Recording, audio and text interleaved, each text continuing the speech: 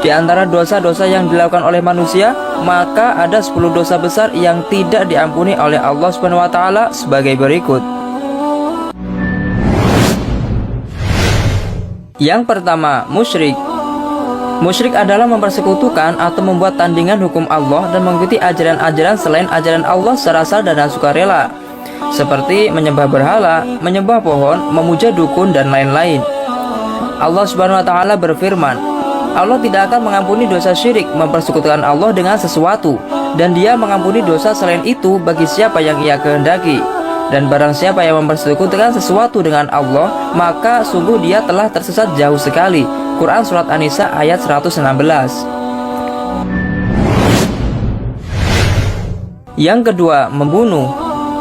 Allah Subhanahu wa taala berfirman, dan barang siapa membunuh seorang mukmin dengan sengaja, maka balasannya ialah jahanam. Ia kekal di dalamnya dan Allah murka kepadanya dan mengutukinya serta menyediakan azab yang besar baginya. Quran Surat An-Nisa ayat 93. Yang ketiga, pergi ke dukun. Rasulullah Shallallahu Alaihi Wasallam bersabda, barang siapa mendatangi peramal lalu bertanya kepadanya tentang sesuatu, maka tidak diterima sholatnya selama 40 hari. Hadis riwayat Muslim. Yang keempat, murtad. Seorang yang keluar dari agama Islam dan berpindah ke lain keyakinan, baik disengaja maupun tidak, baik dengan suruhan orang lain maupun atas kemauannya sendiri, maka Allah Subhanahu wa taala akan melaknat orang tersebut. Allah Subhanahu wa taala berfirman, sesungguhnya orang-orang kafir yang sesudah beriman kemudian bertambah kafirannya, sekali-kali tidak akan diterima tobatnya, dan mereka itulah orang-orang yang sesat. Quran Surat Al-Imran ayat 90. Yang kelima, durhaka terhadap orang tua. Durhaka kepada orang tua atau bapak ibu kita termasuk dosa yang besar. Jangan sampai kita sebagai anak berani membantah, melawan, bahkan menzalimi orang tua kita sendiri. Rasulullah Shallallahu Alaihi Wasallam bersabda, dosa-dosa besar yang paling besar adalah syirik kepada Allah, membunuh, durhaka kepada orang tua, dan perkataan dusta atau sumpah palsu. Hadis riwayat Bukhari Muslim. Yang keenam, berzina. Berzina adalah bercampurnya antara laki-laki dan perempuan tanpa adanya ikatan pernikahan.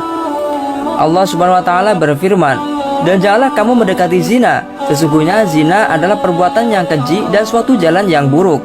Quran Surat Al-Isra ayat 32. Yang ketujuh, mengadu domba.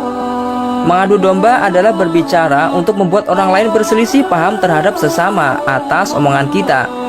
Rasulullah Shallallahu Alaihi Wasallam bersabda, orang yang bermuka dua di dunia nanti akan datang di hari kiamat dengan dua muka dari api neraka.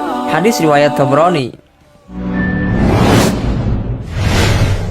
Yang kedelapan, berkata dusta. Diriwayatkan dari Ali radhiyallahu anhu, Nabi Muhammad Shallallahu Alaihi Wasallam bersabda, jangan pernah mengatakan dusta tentang aku, sebab siapapun yang mengatakan kebohongan tentang aku, maka niscaya ia akan dimasukkan ke dalam api neraka. Yang kesembilan, menggunjing. Allah Subhanahu wa taala berfirman, dan janganlah sebagian kamu menggunjing sebagian yang lain. Sukakah salah seorang di antara kalian memakan daging saudaranya yang sudah mati? Maka tentulah kamu merasa jijik kepadanya. Dan bertakwalah kepada Allah, sesungguhnya Allah Maha Penerima Taubat lagi Maha Penyayang. Quran Surat Al-Hujurat ayat 12. Yang ke-10, bersumpah palsu.